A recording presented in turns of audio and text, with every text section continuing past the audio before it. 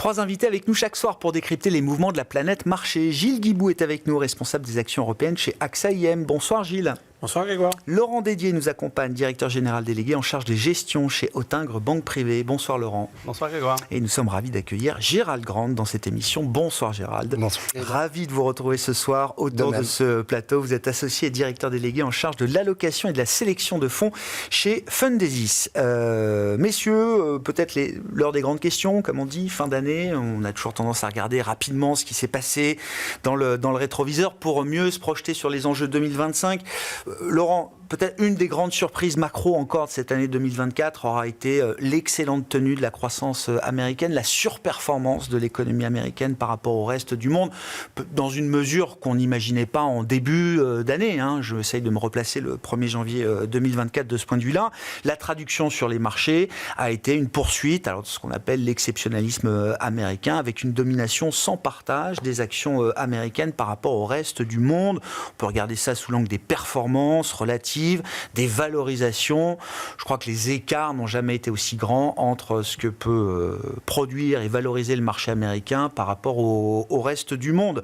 Que ce soit sur l'idée de surprise économique positive aux États-Unis, d'une forme de dominance des marchés américains, est-ce qu'on a plutôt envie de prolonger ces tendances en se disant que ces schémas-là risquent de s'appliquer encore devant nous pour 2025, ou est-ce qu'on peut s'interroger sur la persistance de ces mouvements?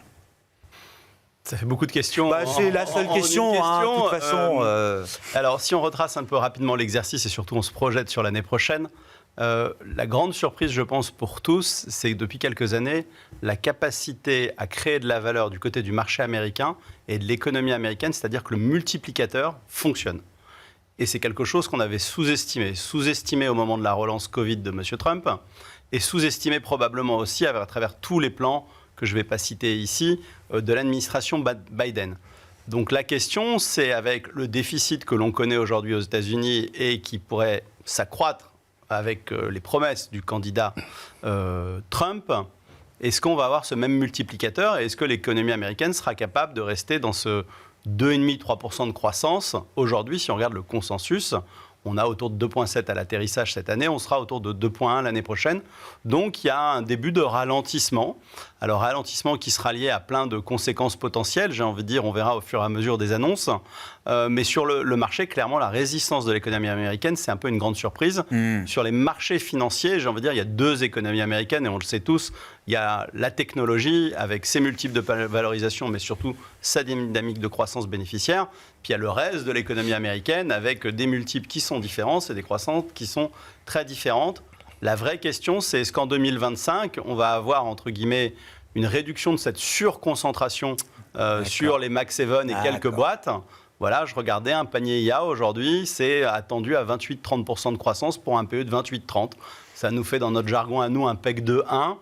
C'est pas choquant, mais il faut être au rendez-vous de la croissance parce qu'on est beaucoup dans les promesses sur l'IA depuis quelques temps. Le PEC, c'est quoi? Le prix de la croissance bénéficiaire, c'est ça C'est rapporter la croissance à son prix, exactement.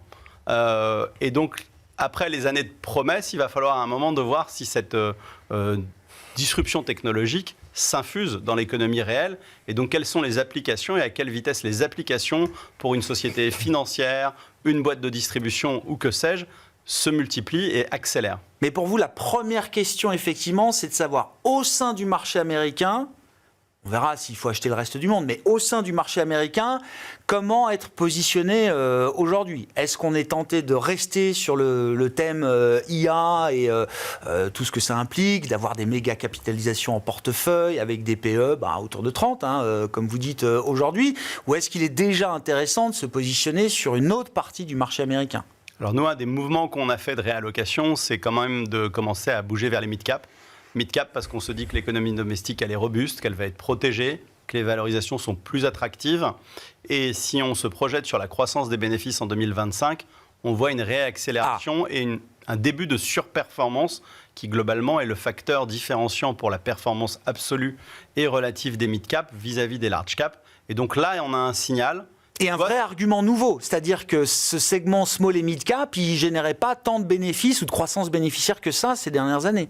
Il était en retard. Et en général, on achète les small et mid cap, mais surtout les mid cap. Les small, c'est encore un autre débat. Okay. Au moment où la croissance est plus forte que les large cap, c'est un des facteurs. Le deuxième facteur, en général, c'est le cycle économique. En Europe, ça sera une super question probablement pour mes camarades tout à l'heure sur la question de est-ce qu'on fait des SMID ou pas en Europe. Mais aux États-Unis, il y a un facteur accélérateur. Il faut s'y intéresser. Il faut réduire la concentration et aller sur d'autres secteurs. Comment on réfléchit en tant qu'allocataire d'actifs là, sur ce marché américain spécifiquement, Gérald, au terme de cette année 2024, avec tout ce qu'on a pu constater, et à l'aube de cette année 2025 ? Moi, j'aurais déjà peut-être une remarque qui serait de dire que finalement, s'il y a eu cette concentration aussi sur les Max 7, notamment l'année dernière et cette année, c'est parce qu'il y a eu peut-être une bascule aussi en 2022, où finalement, on a un peu jeté ce qu'on appelait les unprofitable tech, donc toutes les valeurs tech qui finalement n'avaient pas de résultats, qui avaient bien monté post-Covid 2021, et finalement il y a eu un espèce de tri aussi qui s'est fait en 2022 et qui du coup a favorisé par la suite en 2023-2024 celles qui a priori avaient les plus belles promesses de croissance. Donc le côté refuge de ces boîtes-là. En quelque sorte, ou en tout cas croissance, marge, là où effectivement il y avait cette vraie croissance. En tout cas pas le piège des années 2000 avec on achète des boîtes qui n'avaient pas encore de résultats. Donc là, il y a peut-être une dichotomie qui s'est faite à ce moment-là. L'autre élément plus général sur le marché américain, vous l'avez probablement tous vu, c'est que maintenant, quand on regarde le MSCI World, qui est donc l'indice des gérants internationaux hors émergents, je précise, on est quasiment, où on vient de les passer plus ou moins à 75% sur les États-Unis. 75 ? J'étais resté à énorme. 2 tiers, moi. Quand j'ai commencé en 99, on était à une cinquantaine de pourcents. Voilà. J'étais à 70 peut-être, là, le dernier chiffre que j'ai entendu, c'est 75. La deuxième zone, c'est le Japon qui fait un peu plus de 5. Et la zone euro, donc hors UK, zone euro, c'est 7,5. Donc autrement dit, les États-Unis, c'est 10 fois plus. Et si on rentre un peu plus dans des chiffres un peu impressionnants, je dirais, alors vous l'avez déjà probablement entendu, mais Apple, Nvidia, Microsoft, c'est plus que le CAC, c'est plus que le PIB français. Si on prend les 4 plus grosses, je rajoute à ces 3 premières Alphabet, c'est plus que la capitalisation boursière européenne. Et si on prend que Apple, il faudrait additionner les 17 ou 18 premières capis boursières européennes pour faire du Apple. C'est impressionnant, en fait c'est colossal. Donc la question, est-ce que ça va continuer ou pas ? Elle se pose pour les gérants de façon aussi prise de risque. C'est-à-dire que, est-ce que je suis la tendance et je me mets à 75% quand je suis gérant international sur les États-Unis, ou est-ce qu'au contraire, on est allé trop loin, et dans ce cas-là, je prends le risque de me sous-pondérer de façon plus importante aux États-Unis pour aller chercher autre chose, du Japon, de l'Europe, peu importe, des émergents. Alors des émergents, c'est pas dans le MSCI World, en tout cas on fait autre chose, mais avec cette prise de risque relative qu'il faut assumer. Et est-ce que cette fois la réponse peut être différente ou pas, Gérald ? Vous dites, les chiffres sont chaque année plus impressionnants, mais c'est pas des chiffres qui devaient arrêter les investisseurs dans l'idée d'investir dans la tech, dans les méga caps américaines ces 2 dernières années. Mais prenons l'exemple des Nifty 50. Dans les années Nifty 50, on a eu déjà le MSCI World. Donc c'était les grandes blue chips américaines, stars de l'époque. Exactement. On avait des États-Unis qui représentaient à peu près 70% du MSCI World. Il n'empêche que ça s'est retourné, mais pourquoi ça s'est retourné ? Parce qu'il y a eu aussi, en relatif, une autre zone qui a poussé fort, qui était le Japon, qui a atteint 50% du MSCI World au plus haut en 90, qui a connu ensuite l'explosion de la bulle financière et immobilière, qui a fait qu'on a mis 35 ans avant de récupérer les niveaux du Nikkei. On le sait tous. Maintenant, le problème, c'est quelle zone aujourd'hui est capable, en relatif, de faire plus vite que les États-Unis, et donc de faire en sorte que les États-Unis, au sein du MSCI World, diminuent. Et en fait, toute la question, elle est là. Ouais. Et si ça craque aux États-Unis, mon expérience me fait penser qu'en général, l'Europe a du mal à suivre, ou en tout cas à faire mieux, malheureusement, je dirais. Donc la question, elle est réelle. Comment faire autrement aujourd'hui ? On peut trouver des séquences dans l'histoire où, quand les États-Unis montent, on peut avoir une Europe qui monte un peu plus vite, ça peut arriver, plus fort. Heureusement. En revanche, quand les États-Unis baissent, c'est rare de voir l'Europe monter pendant longtemps. Pour finir et pas monopoliser la parole, si on prend les 15 dernières années, ce qu'il fallait faire, c'est être, en gros, long S&P 500, un peu d'émergent de temps en temps, et short Europe. Si vous faisiez ni le short Europe et pas trop de long émergent, c'était aussi très bien. Donc, est-ce que ça va durer ? C'est toute la question. Bon. Plaidoirie pour l'Europe, je me tourne vers vous. C'est non mais Gilles, oui. Alors, je pense que dans ce que disait Gérald, parle du marché européen. Non, mais dans ce que disait Gérald, il y a plein de choses. C'est qu'effectivement, la taille des Apple, Alphabet est devenue telle que ça ça a attiré, et c'est pour ça que c'est devenu si gros, une partie des capitaux. Ce que ça veut dire, c'est que si à un moment donné, leur hégémonie est remise en cause, pour une raison, par hasard de régulation, parce que c'est trop puissant, parce qu'ils payent plus d'impôts, et qu'à ce moment-là, on avait des investisseurs qui commençaient à décider de sortir, un rebasculement de 10% de la capitalisation de Apple vers le reste de l'économie, ou vers un réinvestissement. Ça veut dire qu'effectivement, on peut avoir un élargissement de la performance au détriment de Apple, mais qui irait favoriser toutes les small caps dont on parlait tout à l'heure. Et en même temps, ce qu'on peut voir, c'est que la surperformance de ces Magnificent Seven, elle a été justifiée par une surperformance, notamment de la croissance des EPS. Oui. À un moment de remontée de taux, ça a spécialement pénalisé les petites et moyennes valeurs à cause des frais financiers. Ces sociétés géantes, elles ont aussi ce tour de force d'être value, parce qu'en fait, elles ont un cash qui est tel que quand les taux remontent, en fait, elles sont Max Seven, on a dit, c'est 500 milliards de free cash flow annuel. Ouais. Voilà. Et donc, LVMH, c'est une quinzaine de free cash flow d'euros annuels. Donc la question, c'est est-ce qu'il y a aujourd'hui matière à remettre en cause ces business models dans des boîtes de tech? Alors, généralement, jusqu'à maintenant, elles étaient capables à chaque fois de préempter la tech en rachetant. Le régulateur devient un peu plus regardant à ça.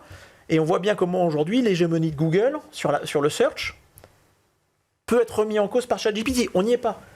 Mais ce que ça veut dire... Mais là, c'est un effet... D'accord. Ça peut arriver. Oui, mais du coup, ça veut dire que si on commence à voir... Mais même pour ces boîtes ultra dominantes, ça veut dire qu'il y a de la concurrence qui peut arriver. On n'a pas démantelé Google à ce jour, en tout cas, pour autant. Donc même sans ça, la concurrence ça veut dire que d'abord, elles ont atteint des niveaux tels que soutenir une croissance des résultats en pourcentage aussi importante, c'est que normalement, on va converger vers le marché.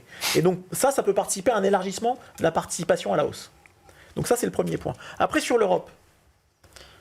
L'Europe, c'est la seule zone en 2024 qui n'a pas eu d'expansion de multiples. C'est la seule zone. Toutes les autres ont eu l'expansion de multiples. On a fait les bénéfices, quoi. On a fait les bénéfices, plus les dividendes. La bonne nouvelle, c'est qu'on a encore de la baisse de taux à venir devant nous. Et à ce stade, on a encore de la croissance bénéficiaire à attendre en 2025. Et on a encore 4%. Et la bonne nouvelle qu'on a eue en 2024 et qu'on aura encore en 2025, c'est qu'on a des rachats d'actions. Donc sur l'Europe, je vais être très ennuyeux. Mais quand on fait une croissance à 2-3% des bénéfices, c'est-à-dire bien en dessous du consensus, le consensus est plutôt à 9%, mais 2-3%, on rajoute par là-dessus 1% qui vient, qui s'est augmenté de 1% à cause des rachats d'actions. On arrive à 3-4%. On a 4% de dividendes, on est à 8%.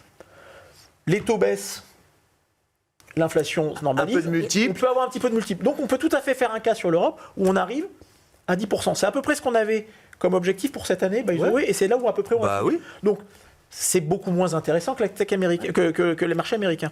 Le marché américain, on a eu de l'expansion de multiples pour moitié de la hausse à peu près cette année. Donc on a un multiple qui est très élevé. La question, c'est est-ce que la politique de Trump, est-ce qu'il va faire ce qu'il a annoncé, qui pourrait conduire à refaire partir l'inflation et qui pourrait venir, en réalité, mettre un coup d'arrêt à la baisse des taux. Si on a un arrêt à la baisse des taux et potentiellement... c'est un moteur important qui part, quoi. C'est un moteur important et on est sur des niveaux de valorisation. Donc en fait, on se retrouve avec pas d'expansion de multiples, potentiellement une petite contraction, des bénéfices qui, là pour le coup, sont largement supérieurs et pas de raison à ce stade de réviser à la baisse. Donc on se retrouve avec 11% de croissance des bénéfices, c'est ce qu'attend le consensus. Il n'y a pas de dividende parce que c'est très cher, donc on est à 1%, donc on se finit avec 12% sur les US. Ah ouais. On a à peu près le même return. Ce qui est marquant, c'est qu'il y a l'indice général européen, Eurostoxx ou Stoxx 600, et puis il y a aussi les indices locaux, régionaux, domestiques, je ne sais pas comment on dit, mais le DAX est à plus 20 avec les dividendes, le CAC est à 0 moins hors dividendes et à plus 2 peut-être avec les dividendes. Non, mais il y a des grandes disparités, quoi. On a eu l'occasion d'en parler, mais ces indices aujourd'hui, ils n'ont plus aucun sens. Ça veut plus rien dire. Bon. Non mais, je dis, aujourd'hui, si je prends l'indice italien que je connais particulièrement bien, il y a 4 valeurs qui font 40%. Ouais. Oui, mais ça, on peut le répliquer à tous les indices. Non, le DAX, il y a quoi, 3-4 valeurs pareil. Aujourd'hui, la moitié de la perte du DAX, c'est SAP, qui fait 70%. SAP a jamais fait 70% depuis 20 ans, elle a fait 70% cette année. Elle se paye 35 fois plus cher que Microsoft. Bon, c'est une super boîte. Hein. Je suis pas sûr qu'elle refasse 70% l'an prochain. Je peux me tromper, hein. Mais quand on regarde la composition de l'indice allemand l'an prochain, je préférerais plutôt, surtout avec l'approche des élections et peut-être des plans de relance en Allemagne, m'intéresser au MDAX. Ah, bah voilà. Où on est, Parler des SMID. où on est sur, Les mid-cap allemands. où on est sur deux domestiques qui pourraient bénéficier d'un plan de relance. Là, ça n'a rien fait. C'est zéro cette année. Hein. Que sur la partie DAX, où on reste avec un SAP qui a fait déjà beaucoup cette année. Ça reste une belle boîte, mais elle a quand même déjà fait beaucoup cette année. Un Siemens Energy qui a fait 300% parce que c'était au bord de la faillite et que ça allait un peu mieux, mais aujourd'hui, voilà. Et qu'on se retrouve derrière avec un Rheinmetall pour la guerre. Oui. Et donc, à la fin, et qui a fait 125%. Est-ce qu'on a envie de se bourrer d'auto allemandes? Pas sûr. Et donc, quand on redescend la composition du DAX, il y a quelques titres qui peuvent s'en sortir. Ça me fait pas rêver. Ouais, je comprends. Vous achetez pas l'indice, quoi. J'achète pas l'indice. Non, mais c'est pas votre métier, j'entends. Mais oui, non, ça tombe bien. Non, mais c'est vrai qu'à l'heure de la gestion passive, c'est vrai qu'on regarde quand même aussi. Donc, si je dois faire de la gestion passive et que je regarde, je vais aller vers le MDAX. Non, je comprends. Je sais pas sur l'Europe, Laurent. Comment vous regardez le cas d'investissement européen? Sans se départir évidemment de sa poche action US, c'est pas le sujet, mais est-ce qu'il y a quand même une manière de se positionner sur le marché européen et si oui, par quelle approche, par quel style, par quel segment de marché est-ce que c'est le plus pertinent? Alors, je vais compléter les propos de Gilles qui sont parfaitement exacts, mais il a juste oublié un tout petit truc, c'est les rachats d'actions aux États-Unis. Ah oui. L'année prochaine, on parle probablement de 1000 milliards, c'est 2% de la CAPI. Ouais. Et ça va un peu aider. Et avec l'administration Trump, logiquement, c'est favorisé. Ça, c'est le rythme de croisière du marché américain. C'est devenu le rythme de croisière du marché américain. C'est un chiffre colossal, 1000 milliards. Mais bien sûr. Voilà, il faut juste le mettre en perspective. Et Apple, c'est 10% de ces 1000 milliards à peu près, l'ordre de grandeur. L'Europe, ça nous intéresse. En tout cas, on dit qu'il ne faut pas l'abandonner et qu'il faut rester, j'ai envie de dire, sur la pédale pour être prêt à réaccélérer avec deux réflexions. La première, c'est de se dire, les grands indices, c'est intéressant, mais ce n'est pas suffisant parce qu'on sait tous ce qui se passe en termes de biais, de pondération, etc.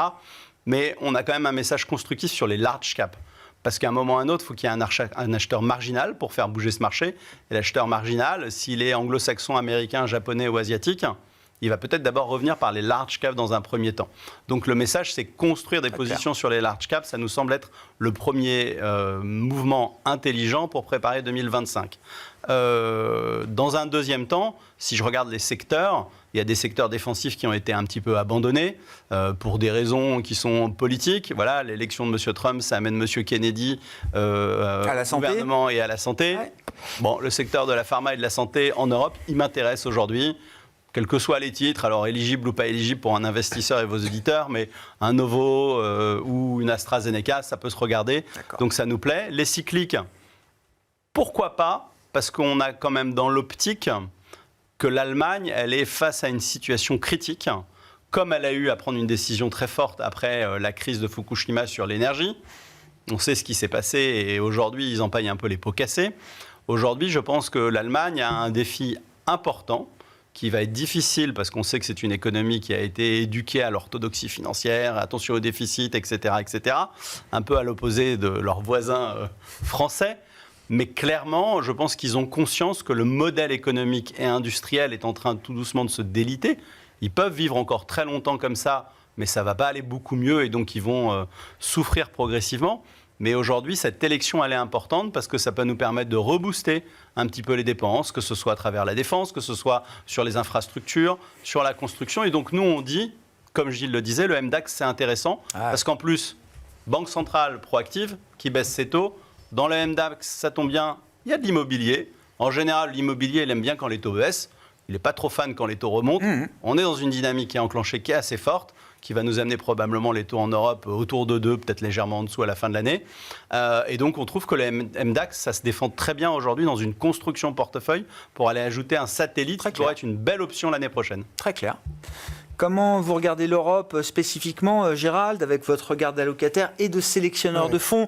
Alors, sans citer forcément les noms, mais c'est quel type de fonds, quel type de stratégie qui fonctionne là dans l'environnement actuel en Europe aujourd'hui et comment on se projette par rapport à ça sur 2025? Alors peut-être un petit mot avant de parler de l'Europe. Je voulais rebondir sur l'inflation américaine, même si on va en parler peut-être un peu plus tard. Oui, on peut en parler maintenant. Allons-y maintenant. C'était le chiffre du jour. Voilà, on a eu quand même une expérience Trump 1 où on a eu aussi des problématiques sino-américaines, des tarifs, et qu'ont fait à l'époque les Chinois, c'est qu'ils ont préféré finalement réduire leurs marges pour pouvoir continuer d'être plutôt compétitifs et vendre. parce que c'était un problème pour eux, évidemment. Aujourd'hui, et vu le contexte chinois, on ne serait pas non plus surpris qu'ils reproduisent cet exercice en se disant on va rogner encore un peu nos marges pour pas trop se faire taper, en tout cas au départ, pour absorber. Donc, l'inflation américaine, oui, c'est le consensus. A priori, elle devrait repartir un peu au regard du programme. Mais peut-être que ça sera un peu moins que ce à quoi on peut s'attendre. Un peu de baisse de devises, un peu de baisse de marge. Et au final, on ne retrouve pas forcément une explosion de l'inflation sur les prix finaux américains. Et puis après, l'autre élément, on peut aller à l'extrême. Nos camarades de Goldman Sachs, qui ont toujours des scénarios un peu extrêmes, ont dit, il y a quelques semaines, finalement, vu qu'il va y avoir un retour de l'inflation, dans ce consensus, ça va pénaliser les ménages et donc ça va ralentir la croissance, la consommation et finalement la Fed n'aura d'autre choix qu'au contraire de baisser beaucoup plus drastiquement que ce qu'attend le marché avec cet atterrissage un peu... C'était un peu le playbook de la première guerre commerciale 2018-2019. Voilà. Sur la seule logique tarifaire, c'est ainsi que la Fed avait réagi ou prévoyait de réagir. Voilà. Effectivement. Donc ça c'était ma parenthèse. D'accord. Sur la partie européenne, je dirais que... Non mais ça veut dire... Il ne faut pas abandonner tout de suite l'idée de quelques baisses de taux supplémentaires de la Réserve fédérale américaine. Il y a celle de décembre. Après, on a l'impression que l'horizon est en train de s'estomper un petit peu. Le marché anticipe que ça ne bouge pas. Ça serait une nouvelle baisse éventuellement en mars. Mais effectivement, aujourd'hui, le rythme... Alors après, on a été tellement surpris cette année. On s'attendait tous dès la fin de l'année dernière à ce qu'il y en ait 6. Bon, on sait ce qu'il en a été. Donc là, aujourd'hui, le marché est quand même beaucoup plus calme là-dessus. D'accord. On va voir. Donc ça, c'est clair. Sur l'Europe, alors effectivement, il y a eu des commentaires très, très intéressants sur le fait que les indices, ça ne représente pas tout à fait ce qui doit être, et c'est pas faux. Moi, j'entends ces derniers jours, tiens, finalement, l'Europe est en train de revenir un peu plus par rapport aux US, c'est vrai, mais en fait, est-ce que c'est l'Europe qui revient, ou est-ce que ce sont les boîtes qui sont notamment sensibles à la Chine ? Et c'est le luxe à Paris notamment. Notamment. Donc en fait, ce sont des boîtes européennes, ce sont les boîtes chinoises ou dépendantes de la Chine qui rebondissent. Donc quelque part, on sait qu'on est aussi très dépendant de ça parce qu'on a la tech aux US, on a notre tech à nous en Europe qui est le luxe finalement, qui a pâti des problématiques chinoises bien évidemment. Et puis sur les différences de valorisation, finalement, c'est historique. Il y a toujours eu une surcote des États-Unis vis-à-vis de l'Europe, c'est pas nouveau. C'est évidemment lié à la composition sectorielle. La tech se paye plus cher, ça a été dit. En Europe, on a l'automobile, l'énergie, on a plein de secteurs qui sont beaucoup moins chers que certains secteurs aux États-Unis. Donc, quelque part, c'est pas surprenant non plus. Après, et je finis là-dessus, le S&P 500 équipondéré, qui est très à la mode depuis quelques semaines ou quelques mois, et qu'on regarde aussi, d'ailleurs, on en a fait en tout cas, on en a conseillé dans nos allocations. Évidemment, le PE, le PER du S&P équipondéré est beaucoup plus faible, et autour de 17, quelque chose comme ça, au lieu des 22 à 25 selon les périodes que l'on regarde pour le S&P classique. C'est toujours plus élevé que l'Europe, évidemment.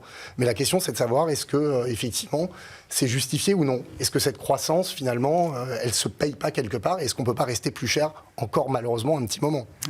Voilà. Aux États-Unis par rapport à l'Europe. Oui, c'est ça. Gilles, si vous voulez reprendre sur l'Europe, et puis je ne sais pas, effectivement, le luxe et l'idée peut-être que la Chine peut apporter un vent de nouvelles porteuses pour des secteurs clés en Europe, encore une fois, comme celui du luxe. Sur les valorisations, les différences de valorisation, ce qui est intéressant, c'est quand on fait l'exercice de corriger des biais sectoriels, les deux indices, en fait, on est quand même sur des niveaux d'écart de valorisation qui sont quand même historiques. Donc, on reste quand même sur un marché qui est quand même vraiment beaucoup moins cher. Mais après, il y a des raisons sur des croissances bénéficiaires. Maintenant, encore une fois... Une petite question politique aussi sur l'Europe. Enfin, je veux dire, on ne l'a pas évoqué parce que c'est devant nous et en permanence. Et russo-ukrainienne. Mais oui, voilà, politique, géopolitique, il y a le discount n'est pas lié non plus qu'aux entreprises et à la qualité des entreprises. Maintenant, l'Europe, elle a cet avantage ou ce défaut par rapport aux autres marchés, c'est que c'est le marché le plus ouvert sur le monde. Et donc, c'est le marché le plus cyclique par nature. Qu'a-t-on observé au cours de l'année 2004 ? Ce qu'on a sous les yeux, c'est quand même un ralentissement de l'économie. C'est pas une bonne nouvelle pour une économie cyclique. Et donc la bonne nouvelle, effectivement, si la Chine, effectivement, les plans économiques, les plans de relance économique chinois devaient fonctionner, ce serait une bonne nouvelle pour l'Europe. Si l'Allemagne devait effectivement faire un plan de relance, ce serait une bonne nouvelle pour l'Europe. Donc on est quand même dépendant, on va dire, de la dérivée seconde de la croissance. C'est-à-dire que la croissance mondiale était en train de ralentir. Et ça, c'est pas bon pour une économie qui est plus largement ouverte sur le monde. Maintenant, quand on regarde l'Europe, il y a quand même moyen de se positionner. Quand on regarde les sociétés européennes, alors c'est quelque chose qu'on a déjà largement commenté, hein, mais c'est 60% du chiffre d'affaires qui est fait en dehors d'Europe. Ouais. Ce qui est intéressant, c'est que quand on regarde, c'est 30% à peu près sur les États-Unis, mais quand on regarde en réalité la base d'actifs des entreprises, c'est-à-dire où est-ce qu'elles vont investir, en réalité, cette base d'actifs, aujourd'hui, c'est à peu près 30% des actifs des boîtes européennes qui sont aux États-Unis. Ce qui veut dire que si Trump demain annonce une baisse des impôts, les sociétés européennes basées là vont... À 30%, on profiteront. Voilà. Ouais. Et donc, de ce point de vue-là, elles ont un côté un peu plus tout-terrain. Elles n'ont pas, effectivement... alors, ça leur donne deux choses. Ça veut dire que pour être tout-terrain, et pour être pertinentes dans chacun de leurs marchés, elles se doivent d'être compétitives pour les plus grandes d'entre elles. Et donc ça, c'est quand même une vraie force. En revanche, il leur manque, ça va sans dire, ce côté ultra dominant ou cette capacité à pouvoir s'appuyer sur un marché naturel intérieur fort, parce que l'Europe, c'est pas un marché, c'est 27 marchés. Et que ça, c'est la bonne nouvelle qu'on a en permanence et qu'on attend, hein, comme on attend Godot, mais ça va peut-être finir par arriver un jour quand même. C'est un marché imparfait. À un moment donné... une intégration une meilleure gouvernance européenne et une plus forte intégration pourrait finalement aboutir à réduire Mais en attendant ça, se positionner sur l'Europe, ça veut dire quoi? Est-ce que ça veut dire que ça oblige quand même à prendre des paris sur le côté un peu cyclique? L'Allemagne va relancer, la Chine va relancer, etc. On ne sait pas ce qui va sortir des urnes dans l'Allemagne, on ne sait pas si les plans chinois fonctionneront, etc. On a envie de prendre ce genre de paris, ou est-ce qu'on a plutôt envie de se désensibiliser au maximum du politique, parce que c'est aussi l'enseignement de 2024, qui était une année très politique, et 25 s'annonce là aussi comme une année où le politique va primer peut-être dans de nombreux domaines par rapport à la logique économique, quoi. C'est une partie de la réponse, de désensibiliser du politique. L'autre partie, c'est de faire de la sélection de valeur. L'indice européen, on vient de le dire, cette année, il va faire pas loin de 10%. SAP, 70%. Novo, on est monté à 30 ou 40, on doit être à 12. Un peu rendu, oui. Schneider, 40. Inditex, qui baisse 6% aujourd'hui, c'est encore à 40. Oui, 30-40. Donc la question, c'est qu'en fait, il ne faut pas regarder l'indice, il faut aller chercher des valeurs.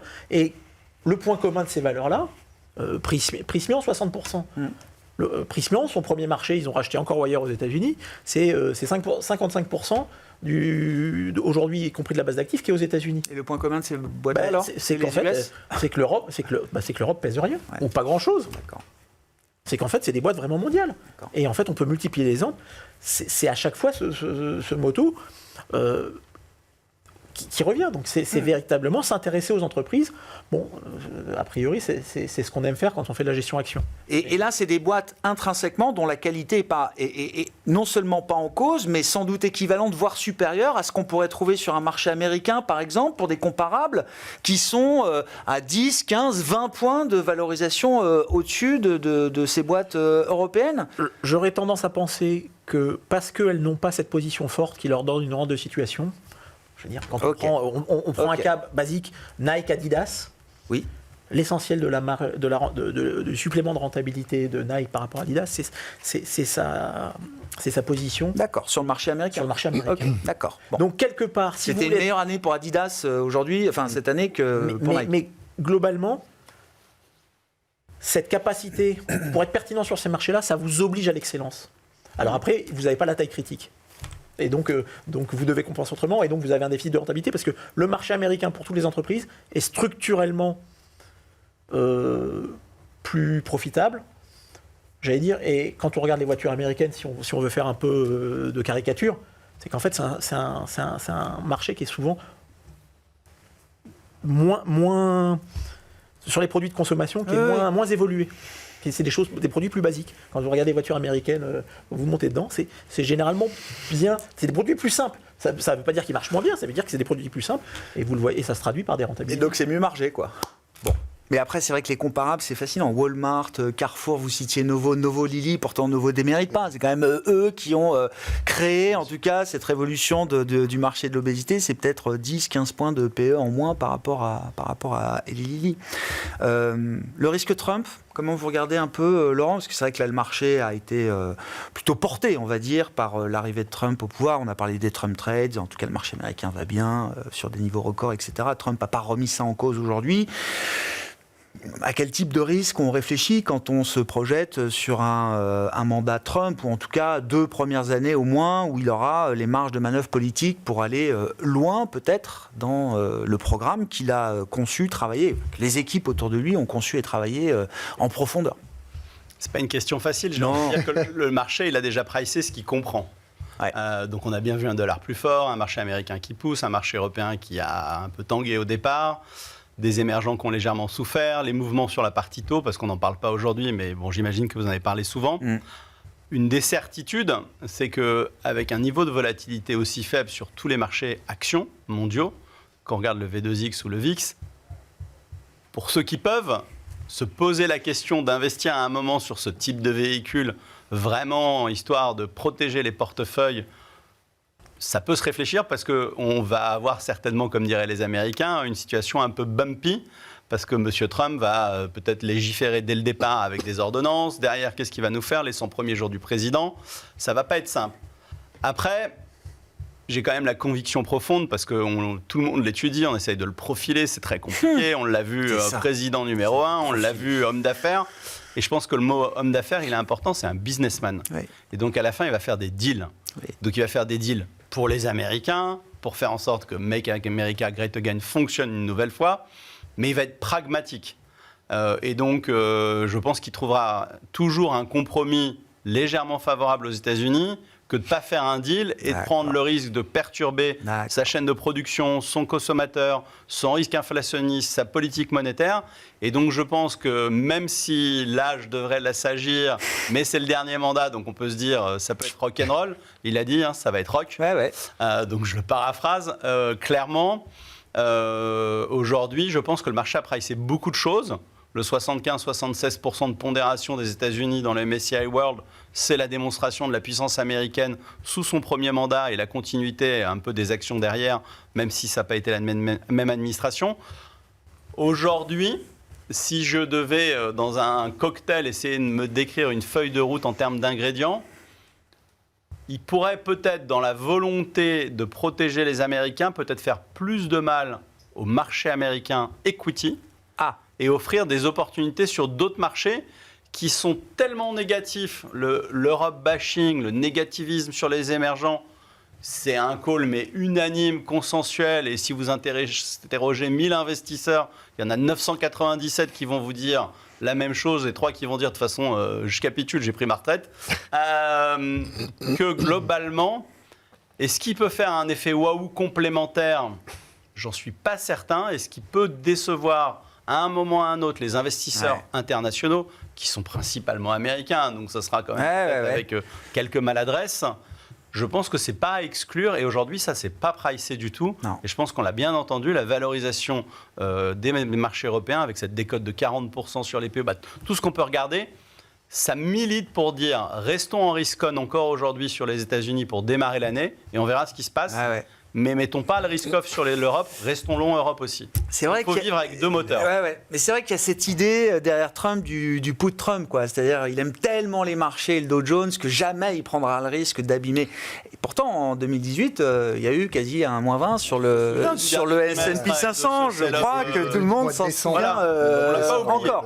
Donc voilà, le put Trump, il est parfois aussi à géométrie variable par rapport à la situation des marchés. Oui, le put Trump, il faut s'en méfier quand même à un moment, vous dites aussi, Gérald, parce que comment le marché obligataire va regarder la feuille de route s'est déroulée? Alors on verra, il y aura sans doute une séquence, peut-être que sans doute que tout ne sera pas fait en même temps, sans doute que beaucoup de choses ne seront sans doute pas faites dans la mesure, en tout cas telle qu'elle est décrite aujourd'hui, mais quand même, il y a des choses assez puissantes. Continuer de baisser les impôts avec des déficits à 7%, enfin les déficits, ça a été complètement occulté du débat de la campagne. Je pense même pas que ce soit quelque chose qui soit dans l'électorat de Trump aujourd'hui. En tout cas, c'est pas là où Trump a des comptes à rendre vis-à-vis de son électorat. Non. Mais par contre, vis-à-vis du marché, on sent bien qu'il y a peut-être un moment de rendez-vous quand même. Non, effectivement, c'est pas le sujet.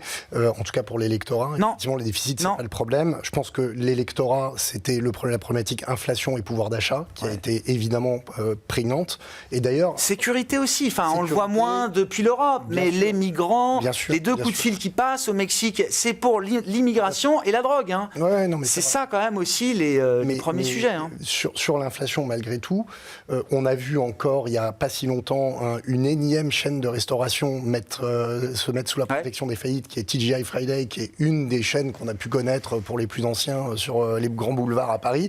C'est une de plus, il y en a une bonne dizaine, je pense que les spécialistes actions ici peuvent peut-être le savoir mieux que moi, mais je crois qu'il y en a une quinzaine qui ont mis la clé sous la porte, en tout cas qui se sont mis sur la protection de la loi des faillites, en expliquant que post-Covid, la problématique a été notamment inflationniste et pouvoir d'achat des ménages qui n'arrivaient plus à aller faire le take-away food. Donc, Et tous ceux qui restent, McDo en premier lieu, font des menus à exactement. $5 aujourd'hui. Exactement. Et pour ce qui est des taux, il est évident que si on a une croissance qui soit... On va dire, pour faire large, Laurent parlait de 2,1, si c'est 2,1, si c'est 2,5, ou même 3, si tout se passe très bien, et qu'on a une inflation qui tourne entre 2 et 3 aussi, il ne faut pas avoir fait Polytechnique pour comprendre qu'on est en gros entre un niveau de 5 autour de taux longs qui pourrait paraître raisonnable. Les taux longs sont trop bas aujourd'hui. Il nous semble qu'il y a encore peut-être un peu à prendre, mais ça ne veut pas dire que si les taux corrigent pour aller à 5, ça impliquerait forcément un vent de panique, parce que ça serait finalement mettre un peu de normalité entre la partie courte qui va encore un peu baisser et la partie longue qui est peut-être pas tout à fait au bon niveau. Donc voilà, les États-Unis, oui, ça peut continuer à rester la Ligue des champions des marchés pendant un petit moment, mais il n'empêche qu'il y a peut-être quelques corrections à voir, et il ne faut pas oublier qu'il y a des Américains qui aujourd'hui, paraît-il, dorment dans leur camping-car aussi. Il y a un peu une économie de vitesse. Oui, sans doute. Mais en tout cas, la sûr. domination, les gains de productivité par rapport à l'Europe sont toujours présents. Il y a une démographie qui est quand même soutenue, même si l'immigration va peut-être corriger un peu. Donc voilà, les taux devraient, a priori, remonter un petit peu sur la partie longue. Ouais. Le thème fusion-acquisition, M&A, je ne sais pas, est-ce que c'est un thème qui nous accompagne en 2025 ? Là, il y avait quelques opérations quand même, Omnicom Interpublic. Visiblement, d'ailleurs, ça profite à un acteur comme Publicis. Ça a été le consensus chez les brokers. On va attendre de voir ce que ça donne entre Mondelez et Hershey. Hershey est en train de nous dire que ce n'est pas assez cher, mais bon, peut-être que c'est quelque chose qui va se faire. Enfin, voilà, il y a eu tout ce qui se passe dans le secteur financier, de la gestion d'actifs aux banques, impliquant Unicredit, etc. Est-ce que c'est un moment de... Je mets de côté les considérations politiques un instant, parce que faut les... Mais on les a assez peu évoquées. Non, mais sur le thème M&A, ça peut être important. On l'a vu dans le secteur financier. Sûr. Mais si on regarde de manière plus large, aujourd'hui, quand on regarde la valorisation des sociétés européennes par rapport à des sociétés américaines qui font le même métier, avec une parité de pouvoir d'achat, donc avec un niveau du dollar qui est bien en dessous de la parité de pouvoir d'achat, c'est un vrai plaidoyer pour venir acheter des sociétés en Europe. Qui en plus vont bénéficier d'un dollar plus fort. Donc, mais donc je pense qu'effectivement c'est quelque chose qui peut se réveiller, qui peut revenir animer le marché avec ce bémol que quel est le rôle du politique.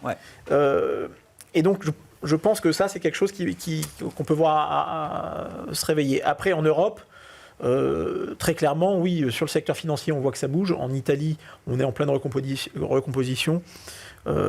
Ça devrait se formaliser au cours de l'année 2025.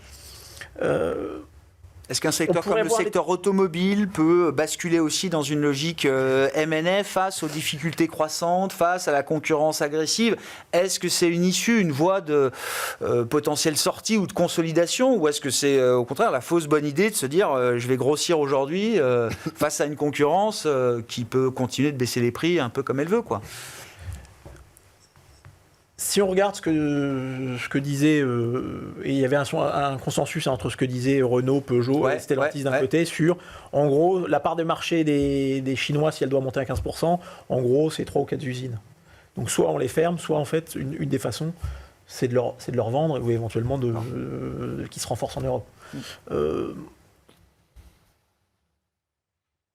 Après, la question, c'est quel acteur européen peut être à vendre ou peut se vendre à un Chinois. J'ai bien une idée. mais généralement c'est l'acteur le plus faible du marché, mais qui viendra acheter de la capacité, un go-to-market. Est-ce que c'est faisable? On en revient à la première À la question. politique. Mais ça pourrait avoir un certain sens. Ouais. C'est compliqué dans c'est compliqué dans l'auto parce qu'il y a quand même beaucoup d'emplois derrière. Oui, Et donc si c'est 11 juste, millions d'emplois en Europe, si c'est juste une fusion entre des acteurs malades, la fusion va rien résoudre. Et donc potentiellement ça veut dire plus de... Aggraver encore la situation. Quoi. Donc le sujet là, il est pas forcément très, très simple. Mais il y a des secteurs, il y a un secteur je trouve qui est intéressant. C'est visiblement un changement de discours. On a au discours sur les télécoms. Ah oui, bien sûr. Oui, c'est au UK que ça bouge là. Hein. C'est au UK que ça bouge et il semblerait que finalement la Commission européenne commence à revoir un peu sa feuille de route. Ouais. C'est quand même un secteur où on est 27 pays avec 3 ou 4 opérateurs, donc on fait le calcul. Oui, on va dire une centaine d'opérateurs en Europe, il y en a 3 aux États-Unis. Bon. Oui. Aujourd'hui, on n'a pas de vrais opérateurs européens, ou le plus européen de tous les acteurs, c'est celui qui est plus aujourd'hui coté, c'est Free.